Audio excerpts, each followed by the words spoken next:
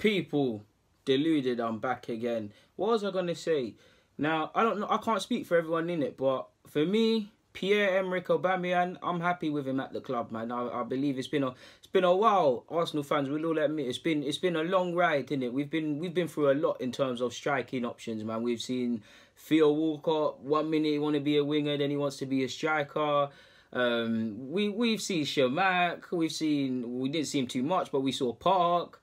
Giroud's my guy, but we saw Giroud time after time. Obviously, when you look back at Giroud's stats and statistics, he looks like an underappreciated player, and I do believe on the grand scheme of things, you could say that, especially because of the things that happened at Arsenal. But time after time, more often than not, when it truly mattered, truly mattered, making the difference, which top strikers would do, Giroud isn't that, and he let us down time and time again.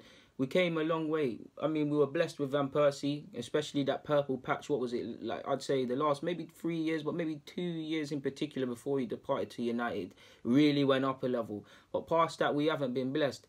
And it's returned, man. I'm happy with Aubameyang and Lacazette. I'm happy with how they play together. I'm happy with how both can be used on the flanks, more so Aubameyang this year.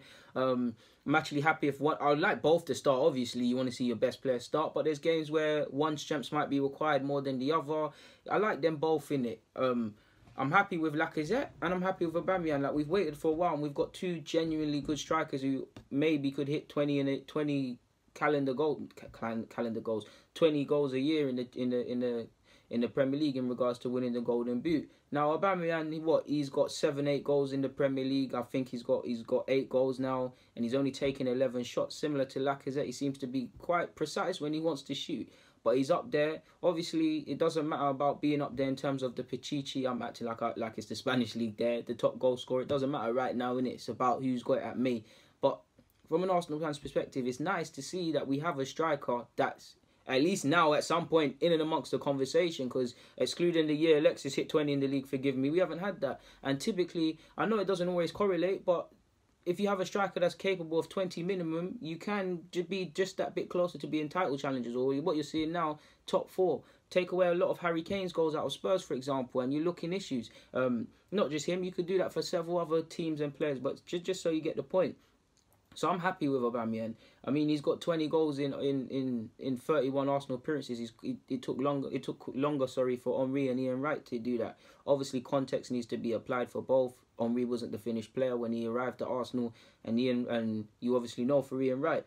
But yeah, man, I'm happy with Aubameyang. But on the other hand, he needs to score. He needs to start scoring against top teams, like top teams, the top 6 in particular. That's the only issue I have for him. Now, Lacazette, I wouldn't say Lacazette's necessarily always played amazing against them, and I love them both equally, like they were my 2 sons. They're older than me, but like they were my 2 sons. But big games, I side with Lacazette to a degree. Now, Aubameyang's turned up in big games and been shortchanged against Liverpool. He was very good in my opinion, but pardon me, at a time. But Lacazette, like I said, he hasn't been amazing, but you look at he's bagged against United, we lost that. He's bagged against City, we lost that. He got an assist against Spurs. He got an assist against Liverpool. I think he scored against Liverpool and got an assist. Yeah, man, there's not too many top teams that Lacazette has. Atletico, Lacazette's made the difference. It doesn't matter what you say; he's either scored or assisted in that. Aubameyang, if you're pushing it, you'd probably say he's the slightly better striker than Lacazette. If we just cut through the noise and goals, strikers' jobs are to score goals. He does that in abundance. He does that. He has been doing that. He's up there, like I said, for the top goal scorer. But in terms of big games, more often than not, excluding just putting in a good shift for the team, you can't say Aubameyang was a threat. You can't say Aubameyang really threatened the team. If he didn't score, it was a thing where he worked the channels and made it very tough for the strikers. You can't really say that. Look at Harry Kane versus, I'm not here for who's better out of Kane and Aubameyang, but look at Kane versus Spurs, for example. He got his goal, but away from his goal, look at the dirty work. Look at the runs he made just to take people with him. You can't really say too many times you've seen Aubameyang do that. And for someone that was signed for, again, I don't want to talk about wages and prices and stuff because I love the guy, but you signed for big money, you're at big ages in this club, you're one of the most influential players marketing-wise, and when people think of Arsenal, we need him to make the difference. Starting this weekend against Spurs, he needs to score or get an assist. It's not the end of the world if he doesn't, but we need to see it because these stats are fine and dandy, but that's the one thing you could probably say against him. Top teams, he's not making a difference, and we can sit here and talk as many times as we want, but that's what you have to do to be a top player, to be fair. At times it can be like playing with 10 men because of we know it's not all his fault, but his strengths are not. I give him more credit in terms of general team play and building and ability on the ball than many people give him credit for, including myself. But his strengths are not that. His strengths are getting in behind. His strengths are getting in tap-ins. His strengths are you whipping an early cross. He's already made the movement to score that. That's Aubameyang all over. He's made a career of that. I do think to a degree Arsenal can play to his strengths a bit more and do that for him because he is being shortchanged. We're still clearly both trying to adapt to each other, but. Yeah, it still needs to improve. To a degree, I think he might even be, again, just to humour my tactical knowledge, but I think he might be better at Chelsea in a sense where, of course, I don't want him to leave, but you look at Chelsea typically when it was a thing where, remember when Costa was there, the rest of the team would do everything and Costa would just put it in the back of the net. Obviously, he would drop deep at times, but it was that. He'd be able to. That looks like, for example, that's what Chelsea, in my opinion, are missing now. They've got Morata, who seems to be offside and has got all the time and has got decent movement, but they need a goal scorer. Aubameyang at Chelsea, could you imagine? Kovacic, Jorginho, Hazard, all these players that want to be involved and do all the fancy stuff in football. Aubameyang just wants to put it in the back of the net. That would benefit them greatly. Same would go to a degree Liverpool, in my opinion.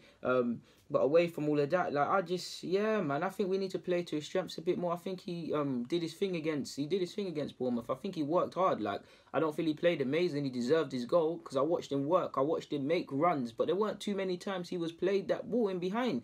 So it's not all his fault. But for me and short people, it's nice that he's up there for top goal scorer. It's nice that he's constantly scoring. He's bagged brace. He's scoring. He's a genuine goal threat off the bench, on the flanks or through the middle.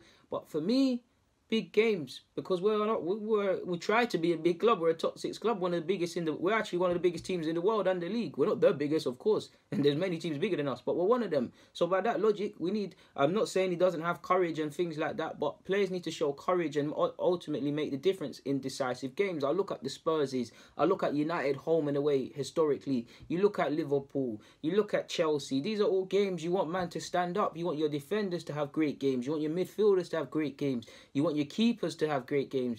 Your strikers no different. This is the only way to go down in folklore, because if it was to carry on like this, he would have a very good rate of scoring goals at Arsenal, but top games, you can't really think of one. Or obviously I'm saying he put in a shift in against Liverpool, but past that you can't really think of Aubameyang against a top 6 side where you're like, alright, cool, he never scored but he worked his socks off sort of thing. When? Because he's played them all now. Obviously it hasn't all been through the middle and stuff, so I cut him a bit of slack, but yeah, the only time I'll give you a bit of real slack is probably Spurs last season, because he had a goal disallowed for offside and again making runs and again looking like a genuine threat when no one else was. But yeah, this is what I need to see personally, people. I can't speak for everyone. I don't pretend to speak for everyone, but that's just my 2 pence in it, people. So on that note, deluded. Please get in the comments, subscribe and do the rest if you wish. For now, I'm out, people. Stay blessed, stay safe.